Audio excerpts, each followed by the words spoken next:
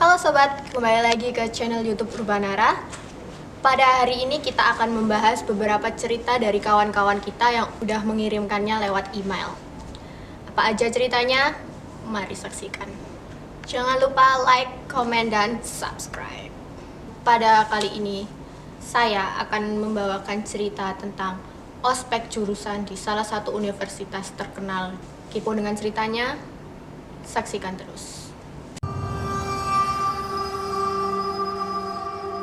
Cerita ini dikirimkan oleh salah satu mahasiswa universitas ternama di kota X, nama samaran.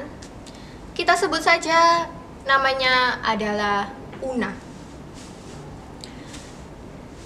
Awal mula cerita ini karena si Una ini adalah seorang mahasiswa baru di Universitas M tersebut. Beberapa waktu itu Universitas M mengadakan ospek jurusan yang diikuti oleh mahasiswa baru prodi tersebut. Kita sebut saja prodi T. Pada saat itu, Una dan beserta kawan-kawannya mahasiswa baru ini sedang sibuk mempersiapkan ospek jurusan yang diadakan oleh prodinya. Dan sebut saja lokasinya kita samarkan menjadi kota N, dan di kota N tersebut mahasiswa ini diarahkan ke Villa S. Setelah mereka persiapan dan mereka melakukan beberapa rangkaian kegiatan sebelum mereka menuju ke kota N tersebut, mereka tidak lupa untuk berdoa dan juga sembari mereka merinding-merinding karena takut akan dimarahin oleh kakak tingkatnya. Lalu mereka mulai menaiki kendaraan yang akan menuju ke Villa S di kota N ini. Sesampainya mereka di Villa S di kota N tersebut, mereka langsung gotong royong untuk menurunkan barang-barang mereka. Lalu mereka mulai memasuki ke aula yang disediakan di villa tersebut. Lalu setelah itu mereka melakukan pengecekan barang seperti biasanya. Setelah begitu, semua alat elektronik yang dimiliki oleh mahasiswa baru di kampus tersebut dikumpulkan. Setelah itu kakak tingkatnya mengumumkan untuk pembagian kamar. Di villa itu terdapat 3 lantai, yang diantaranya di lantai bawah adalah kamar peserta, sebelahnya adalah UKS, lantai kedua adalah kamar peserta, dan lantai ketiga seperti aula luas, tapi di situ digunakan untuk kamar peserta juga. Setelah pembagian tersebut, akhirnya Una mendapatkan di kamar pertama atau kamar lantai 1. Setelah pembagian kamar tersebut, peserta ospek jurusan tersebut dipersilakan untuk sholat dan bersih-bersih, menata kamarnya pula, lalu mempersiapkan diri untuk kegiatan selanjutnya. Hari pertama masih aman, lalu memasuki hari kedua, di mana di hari kedua tersebut mereka mulai memasuki outbound.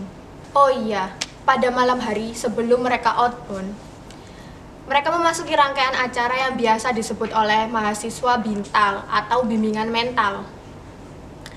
Pada malam itu, Una sudah bersiap-siap menggunakan pakaian yang akan digunakan untuk hari selanjutnya, karena Una pikir bangun tidur dia bisa langsung berjalan dan dia bisa langsung siap untuk menyelesaikan kegiatannya pada hari itu. Jam 12, seluruh mahasiswa baru tidur. Setelah itu, di jam 1 mereka dikejutkan oleh beberapa suara sirine dan beberapa ketukan dari kakak-kakak tingkat untuk membangunkan mahasiswa-mahasiswa baru. Di depan kamar Una di lantai 1, ada kakak tingkatnya yang memakai kerudung hitam, baju hitam, berserta celana hitam. Yang kala itu Una mengerti kakak itu kakak siapa. Kita sebut saja kakak itu kakak Sarah. Si kakak Sarahnya ini berkata kepada Una, "Itu siapa? Kok jalannya lambat?" Si Una diam saja. "Hei, kamu siapa?" Kakak Sarah berkata seperti itu. Si Una karena masih mengantuk di jam 2 tersebut pada kala itu, akhirnya Una untuk memutuskan menoleh ke belakang dan melihat si kakak Sarah itu. Karena Una sedikit akrab dengan kakak Sarah itu, Una menganggap remeh si kakak itu dan dia tetap berjalan. Dan akhirnya acara bintal atau bimbingan mental dilaksanakan. Situ seperti biasa mereka berjalan ke pos-pos. Setelah bimbingan mental itu selesai, masuklah waktu subuh dan mereka kembali ke kamarnya.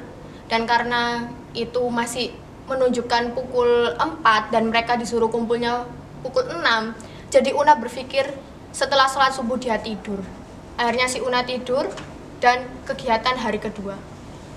Kegiatan hari kedua ini outbound yang sudah saya jelaskan di awal tadi.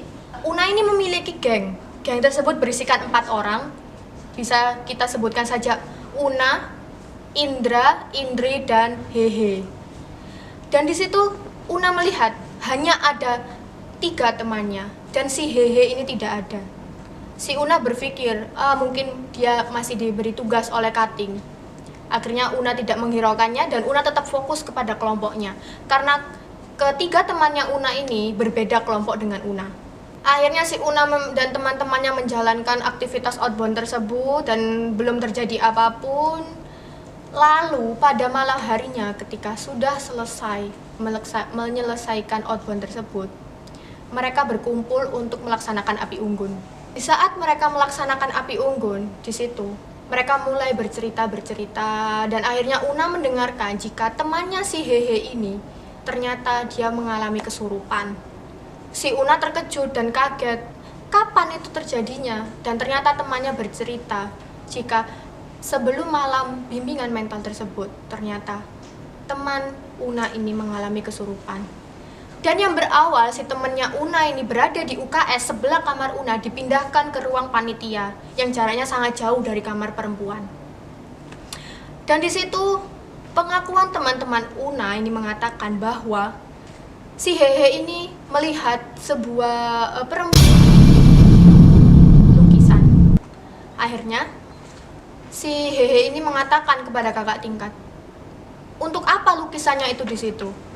Dan si kakak tingkat itu mengatakan, "Itu memang sudah dari situ, udah dari sananya di situ, Hehe." Kaget saya. Lalu setelah itu, akhirnya si kakak tingkat ini memutuskan untuk menutup si lukisan ini. Setelah itu terjadilah akhirnya malam kesurupan si Hehe ini yang sangat panjang beserta beberapa pengakuan dari peserta ospek jurusan ini yang mengatakan, jadi di depan UKS tersebut ada patung perempuan menggendong anaknya dan membawa kendi. Salah satu teman Una mengatakan saat dia ganti pakaian, dia mengatakan, "Ada apa ibu-ibu itu berdiri di situ pada malam hari ini?" Dan si temannya itu mengatakan, "Ibu-ibu? Mana ada ibu-ibu? Itu hanya patung." Seketika si perempuan ini diam dan terus berpikir, lalu tadi siapa yang aku lihat? Dan tidak hanya si perempuan itu yang melihat si patung itu bergerak, tapi pengakuan dari beberapa peserta ospek jurusan di kampus tersebut mengatakan jika dia melihat patung tersebut memang bergerak. Dan juga setelah Una bercerita dan akhirnya makrab atau malam akrab itu terjadi, si Una mengatakan kepada si kakak Sarah, kalian masih ingat kakak Sarah? Ya, kakak Sarah yang waktu itu di depan kamar Una untuk membangunkan dia mengikuti kegiatan bimbingan mental. Pada saat itu Una mengatakan kepada kakak Sarah, "Kak Sar, maafkan aku yang tidak menghiraukan kamu ketika kamu menyuruhku untuk jalan jongkok." Si kakak Sarah ini bingung lalu diam. "Hah? Kapan kamu ngobrol denganku?" Dan si Una ini mengatakan, "Jelas-jelas kakak Sarah yang pada pagi hari itu berada di depan kamarku, tepat di depan kamarku, menggunakan kerudung merah, baju hitam dan celana hitam." Dan si kakak Sarah ini mengatakan, "Aku pada saat itu tidak berada di depan kamarmu. Aku berada di lantai 3, membangunkan anak-anak di lantai 3. Karena di lantai 3 itu banyak anak-anaknya." Lalu si Una terdiam dan bingung, lalu siapa yang aku lihat? Jelas-jelas itu kakak Sarah, tapi kenapa kakak Sarah tidak mengatakan seperti itu? Lalu Una tidak percaya dengan perkataan kakak Sarah ini yang Una pikir dia sedang gurau. Lalu temannya yang berada di lantai 3 itu mengatakan, "Iya Un, kakak Sarah ini berada di lantai 3 pada saat pembangunan bimbingan mental." Lalu Una mulai percaya dan Una mulai merinding di kala itu juga. Dan mereka mulai bercerita hal-hal mistis yang terjadi pada saat mereka acara ospek jurusan tersebut. Sudah begitu saja cerita pada hari ini. tonton terus video kelengkapan. Dan untuk kalian yang ingin bercerita dan berbagi cerita kepada kita, langsung aja kirim ceritanya ke email ini. Sekian dari saya, terima kasih. Jangan lupa like, comment, dan subscribe. Bye-bye.